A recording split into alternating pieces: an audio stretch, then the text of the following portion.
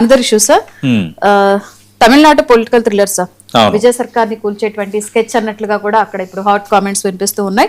And 10 మంది టీవీకి ఎమ్మెల్యేలకి బంపర్ ఆఫర్ అని, ఒక్కొక్కరికి ఏకంగా 35 crores ఎమ్మెల్యేకి. Yes sir, right. ఇది చాలా ఇంట్రెస్టింగ్ గా ఉంది. మొన్న మాజీ ముఖ్యమంత్రి స్టాలిన్ ఒక ప్రకటన చేశారు. ఆయన చేసిన ప్రకటన ఏంటి? త్వరలో విజయ్ ప్రభుత్వం కూలిపోతుంది అని అన్నారు. సరే, మీ నాన్న ఎక్కడా అన్న అంశాన్ని అసెంబ్లీలో ముఖ్యమంత్రిగా ఉన్న విజయ్ ప్రస్తావించారు కాబట్టి, అక్కడ డిఎంకే పక్షనేతగా ఉన్న ఉదయనిధి స్టాలిన్ ఉద్దేశించి మాట్లాడారు కాబట్టి, మీ నాన్న అసెంబ్లీకి రాకపోవడాన్ని ఈ విధంగా క్వశ్చన్ చేశారు విజయ్ అన్న అంశం హైలైట్ అయింది. త్వరలో 6 ఉప ఎన్నికలు జరగబోతున్నాయి. తిరుచి ఈస్ట్తో పాటు అన్నా డిఎంకేకి సంబంధించి వాళ్ళు రాజీనామా చేసిన నేపథ్యంలో ఒక 5 స్థానాలకు ఎన్నికలు జరగబోతున్నాయి. ఈ 6 స్థానాల నుంచి ఏదో ఒక స్థానంలో నుంచి గెలిచి స్టాలిన్ అసెంబ్లీలో అడుగు పెడతారు, మా నాన్న తిరిగి అసెంబ్లీకి వస్తారన్న అంశాన్ని అటు డిఎంకే పాయింట్అవుట్ చేసింది. ఈ విధంగా మాట్లాడతారా అంటూ స్టాలిన్ ప్రస్తావించారు. ఇదంతా జరిగిపోయింది. అందుకు స్టాలిన్ ఆ సమయంలో మీ ప్రభుత్వం కూలిపోతుందని మామూలుగా అంటుంటాం కదా, రాజకీయంగా నీ ప్రభుత్వం నోకలు చెల్లాయి, ఎన్ని రోజులు నిలబడదు అలా అనుకున్నాం. కానీ దీని వెనక పెద్ద కుట్ర ఉంది. నిజంగా విజయ్ ప్రభుత్వాన్ని కూల్చే కుట్ర జరుగుతోంది అన్నది ఇప్పుడు బ్లోఅవుట్ అయిపోయింది. Real it's blowout. తమిళనాడు రాజకీయాల్లో రియల్ ఇట్స్ సెన్సేషన్. అంటే డిఎంకే పార్టీకి చెందిన మాజీ మంత్రి చేసిన ఆ ప్రయత్నం ఎవరికి? కృష్ణగిరి జిల్లా ఉత్తంగిరి నియోజకవర్గ టీవీకి ఎమ్మెల్యే ఎన్ ఇళయరాజాకు ఫస్ట్ ఒక అపరిచిత నెంబర్ నుంచి ఫోన్ కాల్ వచ్చింది. తను ఇండియన్ పొలిటికల్ డెమోక్రటిక్ స్ట్రాటజీస్ అనే సర్వే సంస్థ ప్రతినిధినంటూ తిరునా ఒక్కరోజు అనే ఒక యూట్యూబర్ మాట్లాడాడు. తర్వాత మాట్లాడటమే కాకుండా ఆయన అసెంబ్లీలో స్పీకర్కి వ్యతిరేకంగా ఓటింగ్ జరగబోతుంది, ఆ సమయంలో టీవీకి ప్రభుత్వానికి వ్యతిరేకంగా ఓటేస్తే ఏకంగా 35 కోట్లు చేతిలో పెడతాము అని చెప్పారు. ఈ పరిస్థితుల్లో ఈ నేపథ్యంలో మొత్తం పోలీసులు శోధిస్తే ఇక్కడ తిరుచికి చెందిన నరేష్, చెన్నైకి చెందిన త్యాగరాజులను పోలీసు అరెస్ట్ చేశారు. ఈ ఆపరేషన్ వెనుక ఉన్నది ఎవరు? ఈ ఆపరేషన్ వెనుక ఉన్నది ఎవరు? డిఎంకే మాజీ మంత్రి సెంథిల్ బాలాజీ, ఆయన సోదరుడు అశోక్ కుమార్. డిఎంకే మాజీ మంత్రికి ఏమో అవసరం అండి? అసెంబ్లీలో స్పీకర్ కి సంబంధించిన అంశం. ఇక్కడ ఏంటంటే అసెంబ్లీలో స్పీకర్ కి వ్యతిరేకంగా ఓటింగ్ జరగబోతోంది అన్న అంశం నేపథ్యంలో మీరు ఓటేస్తే మీకు 35 కోట్లు ఇస్తామని డిఎంకేకి చెందిన మాజీ మంత్రి ఎందుకు చెప్పాలి? డిఎంకేకి చెందిన మాజీ మంత్రి ఎందుకు చెప్పాలి? ఇలాంటి కీలకమైన ఆపరేషన్ సెంథిల్ బాలాజీ ఎవరి కోసం చేస్తాడు? పెద్దవాళ్ళ దృష్టిలో లేకుండా, పెద్దవాళ్ళ డైరెక్షన్ లేకుండా ఒక మాజీ మంత్రి చేయగలడా?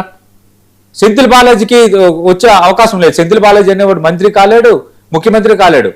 కానీ ఎమ్మెల్యేలను ఈ విధంగా 35 కోట్లు ఎరవేశారు. దాని వెనక మాజీ మంత్రి సెంథిల్ బాలాజీ ఉన్నాడు. ఆయన డిఎంకే పార్టీకి చెందినవాడు. అంటే టీవీకే విజయ్ ప్రస్థానాన్ని, టీవీకే విజయాన్ని, టీవీకే విజయ్ ని ఏ విధంగా ఆయన పడగొట్టాలన్న ఒక దుర్మార్గపు ఆలోచన డిఎంకే చేస్తోందా?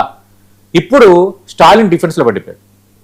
ఎందుకంటే కరెక్ట్గా విజయ్కి 108 అసెంబ్లీ సీట్లు దక్కిన తర్వాత మిగతా వాళ్ళు మద్దతు తీసుకుని ఆయన ఒక ప్రభుత్వాన్ని ఏర్పాటు చేశారు. ఆ సమయంలో స్టాలిన్ ఒక స్టేట్మెంట్ చేశారు, ఆ ప్రజాస్వామ్య తీర్పుని గౌరవిస్తాం, విజయ్కి అవకాశం ఇవ్వండి అని అన్నారు.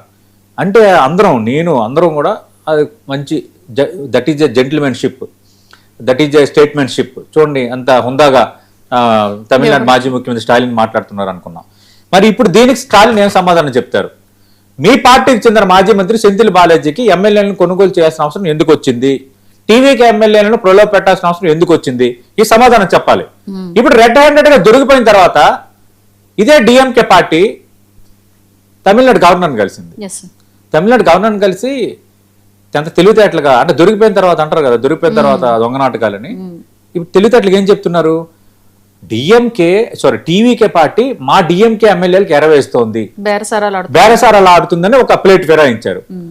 ఇప్పుడు సమస్య ఎట్లా ఉందంటే స్టాలిన్ ఇప్పటికే మూడు వైపుల చెరువు ఉండి ఒక ఏకాకి అయిపోయాడు.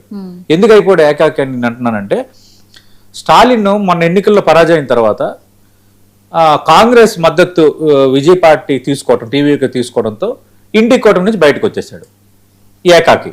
ఇండి కూటమి నుంచి బయటకు వచ్చిన తర్వాత ఏమన్నాడు? కాంగ్రెస్ ఏతర ఇండి కూటమి మనకు కావాలి, కాంగ్రెస్ పెత్తనం ఏంటి అని మిగతా పార్టీలు కలిసి రావాలంటే ఒక్క పార్టీ కలిసి రావాలి.